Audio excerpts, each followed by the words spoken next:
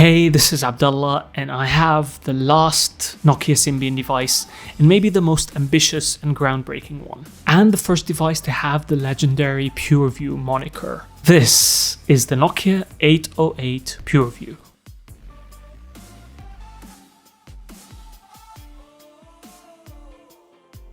So let me walk you through its quirks and features and software, as well as some of the issues that were relevant for its time. The first thing you'll notice is that the body is made completely out of polycarbonate plastic, and it has impressive build quality even though it has also a removable backplate. The design was all about accommodating that monster camera on the back. The 808 came in three colors: white, black, and red. And I'm a huge fan of this white color, which has a very nice stormtrooper look to it, with the black contrasting accents.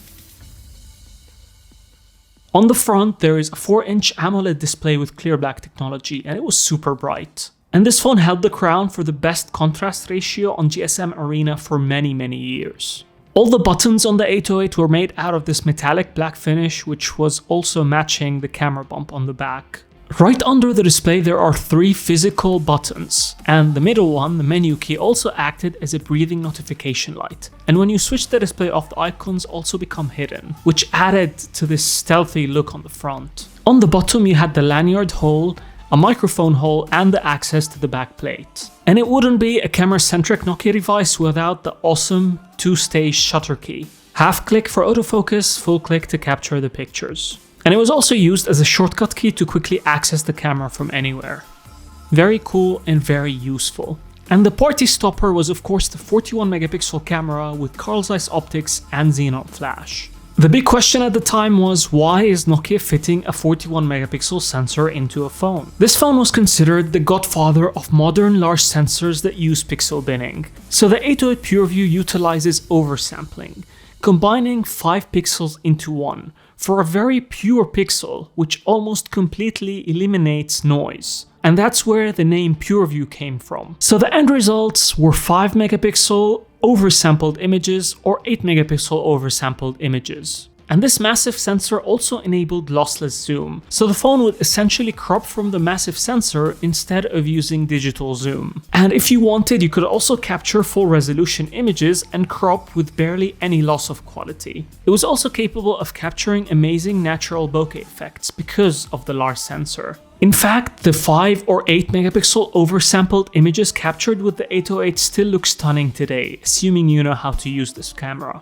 And since 41 megapixels was outrageous back in 2012, the phone also required a dedicated image signaling processor, as no processor back then could handle that many megapixels. And just so you get an idea about how huge the sensor is, it is still considered the second largest image sensor on a phone, only behind the Xiaomi Mi 11 Ultra, which came out just this year. And back when it came out, it was 3 to 4 times larger than any other phone camera sensor. It had an aperture of f2.4, and it was also capable of capturing 16:9 or 4:3 images with barely any loss of quality. It even utilizes an ND filter, which is a feature long gone from modern day smartphones. And we can't talk about the camera without talking about the awesome xenon flash. Not only is xenon flash a lot more powerful than what you see with modern smartphones and their LEDs, but it was also capable of freezing subjects in motion due to how quickly it actually fires. Something that you can never do with an LED. And the 808 PureView was also the first phone to come with high fidelity audio capturing microphones. So even if you're capturing a flying plane,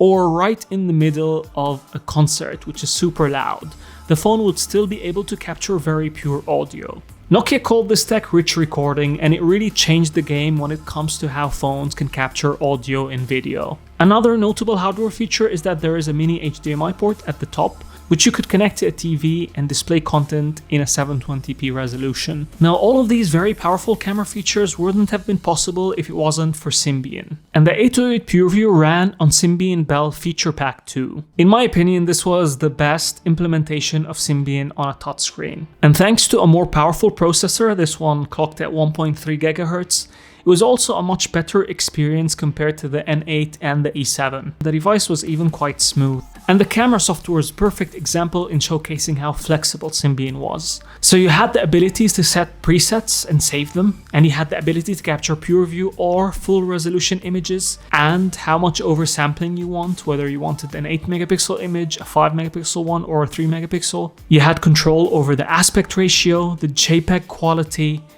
the color tones, capture mode if you wanted to capture bracketing or interval shots, and you even had control over image saturation, contrast, and sharpness. Something that I would definitely love to see make a return on modern smartphones. And all of these options were available in the creative mode, but you could go to scenes and make things a lot easier by selecting the scene that you wanted to capture images in, or you could use the automatic setting and just point and shoot. And with the video, you also had the option to enable or disable continuous autofocus, which is pretty cool. And look at all these options you also had in the video, whether it comes to resolution, frame rate, color tones, and again, saturation, contrast, and sharpness. The saved preset option is so underrated and very useful. And as you'd expect from a Symbian device, it was pretty feature-packed and very capable. And it came preloaded with a lot of productivity applications and apps that also utilized the media consumption and creation aspects of the 808 PureView. So let me cover some of the issues that were relevant back then. For a start, Symbian Belle wasn't perfect, so the web browser still wasn't as good as the competitors. The smoothness and the fluidity, while miles better than anything else running on Symbian, still wasn't as good as iOS, for example. And of course, the device was quite bulky because of the camera bulge. So the thickness was around 13.9 millimeters, not including the camera bulge, which extends even further than that. And this definitely meant that this phone's design and hardware didn't appeal to a lot of people just because of its thickness and bulk. So unless you're a photography enthusiast, you might not have wanted to live with such a bulky design. And like all Symbian devices, the App Store was quite limited in its selection and the quality of its applications. And by then, Symbian was already announced dead by Nokia. And the final issue was that the display resolution was considered quite low back then at 640 by 360p. Anyways, the 808 was the perfect end of an era for Symbian. The last swan song, if you will. A fantastic device with an out-of-this-world camera for its time, and almost like owning a concept device that actually made it into reality. It's definitely considered a beautiful collector's device these days, and you're very lucky if you still own one. Call me sentimental, but I think ever since Nokia went out of the smartphone game, we've lost a huge innovator in the field, especially when it comes to imaging, as Nokia was always willing to push the boundaries forward. Wouldn't I just love to see such crazy concepts actually come into reality thanks to Nokia. Anyways, that's it for me. Hope you guys enjoyed this video. If you did, please don't forget to share, like, and subscribe, and I'll see you in the next one.